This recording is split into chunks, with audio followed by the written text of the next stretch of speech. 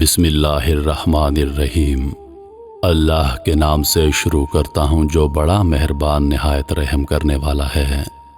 تمام ناظرین کو روحل وائس چینل میں دل کی گہرائیوں سے خوش آمدید اور محبتوں بھرا السلام علیکم۔ میں امید کرتا ہوں کہ تمام دوست خیریت و عافیت سے ہوں گے۔ اللہ پاک سے دعا ہے کہ اللہ پاک آپ کی تمام جائز خواہشات کو پورا فرمائے، وسیع رزق اور آپ پر اپنی رحمتوں کے سائے ہمیشہ برقرار رکھے، آمین۔ ایک صاحب اپنا واقعہ بیان کرتے ہیں۔ آج سے 20 سال پہلے کی بات ہے۔ ہمارے محلے میں ایک گورکن رہتا تھا جو فوت ہو چکا ہے۔ اس کا نام محمد یوسف تھا۔ مضبوط جسم، بڑی بڑی آنکھیں، جس میں نور ہی نور بھرا ہوا تھا۔ ایمان اس کے چہرے سے جھلکتا تھا۔ بارش چہرہ اس کی ایک ہی روٹین تھی۔ صبح گھر سے نکلتا اور شام کو قبرستان سے واپس آتا۔ ہمیشہ راستے کے ایک طرف ہو کر چلتا اور کسی کی طرف بری نظر نہیں دیکھتا۔ ایک دن محلے کے پڑھے لکھے لڑکے اکٹھے ہو گئے اور یوسف سے کہنے لگے، آپ کی ساری زندگی قبرستان میں گزر گئی ہے، ہمیں کوئی واقعہ سنائیے۔ یہ سن کر یوسف سنجیدہ ہو گیا، لمبی سانس لی اور کہنے لگا، آج مجھے 27 سال ہو گئے، میں قبریں بنا رہا ہوں۔ میرے ساتھ ایک ہی واقعہ گزرا ہے۔ گرمیوں کی دوپہر تھی، کچھ لوگ میرے پاس آئے، کہا بابا جی قبر بنوانی ہے۔ میں نے پوچھا کہ آدمی ہے یا عورت؟ انہوں نے بتایا کہ عورت ہے، کرنٹ لگنے کی وجہ سے فوت ہو گئی ہے۔ وہ لوگ یہ کہہ کر چلے گئے۔ میں عموماً اکیلا ہی قبر بناتا ہوں۔ میں نے سخت گرمی میں قبر بنانا شروع کر دی۔ دوپہر 2:30 بجے قبر مکمل ہو گئی۔ قبر کو فائنل ٹچ دینے کے لیے میں نے قبر کے اندر کدال ماری تو مجھے ایسے آواز آئی جیسے کوئی شیشے کی چیز ٹوٹ گئی ہے، اور بس پھر خوشبو ہی خوشبو پھیل گئی اور قبر ٹھنڈی ہو گئی۔ میں قبر میں ہی لیٹ گیا۔ باہر سخت گرمی تھی، اندر قبر ٹھنڈک اور خوشبو سے بھری ہوئی تھی۔ اس سے میری روح تک خوش ہو گئی۔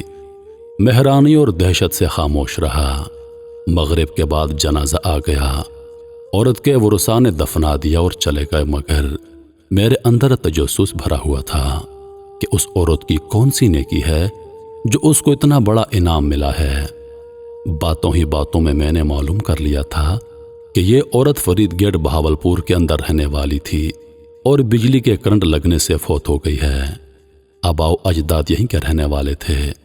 میں پوچھتا ہوا فرید گیٹ پہنچ گیا اور عورت کے بارے میں معلوم ہوا کہ اس عورت کا خاوند کچھ عرصہ پہلے فوت ہو گیا تھا۔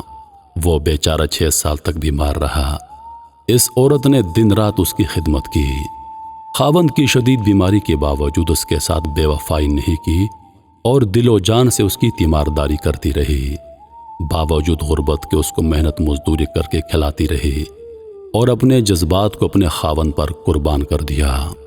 جو لوگ اللہ کی رضا کی خاطر بے لوث انسانیت کی خدمت کرتے ہیں اور اپنی راتیں بھی اللہ کی راہ میں جاگتے ہیں، انہی لوگوں کے بارے میں اللہ تعالیٰ نے فرمایا ہے، میں ایسے ایسے انعامات دوں گا جس کو نہ کبھی کسی آنکھ نے دیکھا اور نہ کبھی اس کا کسی نے تصور کیا ہے۔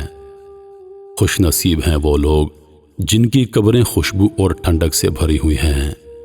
حضور پاک صلی اللہ علیہ وآلہ وسلم کا ارشاد پاک ہے، قبر جنت کے باغوں میں سے ایک باغ یا جہنم کے گھڑوں میں سے ایک گھڑا ہے۔ محترم عزیز دوستو، یہ ہم تک ہے۔ ہم چاہیں تو اپنی قبر کو جنت کا باغ بنا دیں، یا پھر چاہیں تو اپنی قبر کو جہنم کے گھڑوں میں سے ایک گھڑا بنا دیں۔ محترم عزیز دوستو، کبھی ہم قبر کے عذاب کے بارے میں سنتے ہیں تو کبھی قبر کی خوشبو کے بارے میں سنتے ہیں، کبھی قبر کی سختیوں کے بارے میں سنتے ہیں تو کبھی قبر میں ہونے والے اللہ کے انعام و اکرام کے بارے میں سنتے ہیں۔ یہ ہم پر منحصر ہے کہ ہم اس دنیا میں اپنے اعمال کی وجہ سے اپنی قبر کو کس طرح بنا سکتے ہیں۔ اگر ہم نے اس دنیا میں اچھے اعمال کیے، نیک اعمال کیے، اللہ پاک کو راضی کر دیا تو ہماری قبر جنت کے باغوں میں سے ایک باغ بن جائے گی۔ لیکن اگر ہم نے اللہ پاک کو ناراض کیا، حضور پاک صلی اللہ علیہ وآلہ وسلم کی تعلیمات کی خلاف ورزی کی تو ہماری قبر جہنم کے گھڑوں میں سے گھڑا بن جائے گی۔